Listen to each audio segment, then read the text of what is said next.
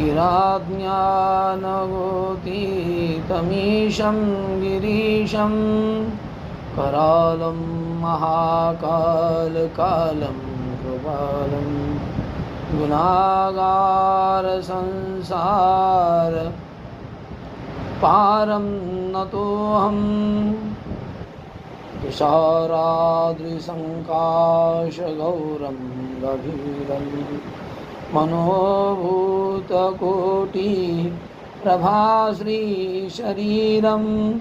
स्फुरन्मौलिकल्लोलिनी चारुगङ्गा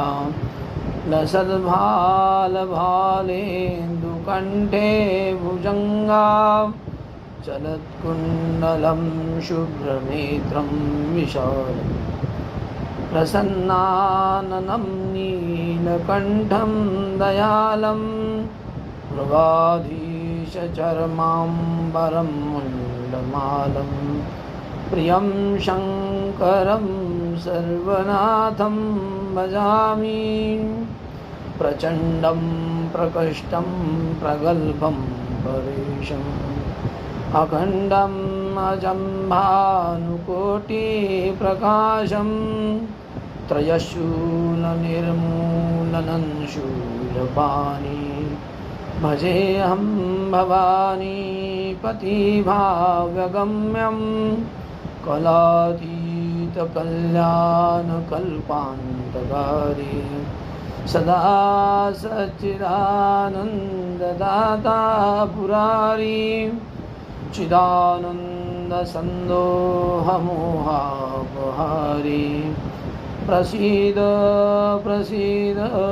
प्रभो मन्मथारी न यावदुमानाथपादारविन्दं भजन्ति लोके परे वानराणां न तावत् सुखं शान्तिसन्तापनाशं प्रसीद प्रभो सर्वभूताधिवासं न जानामि योगं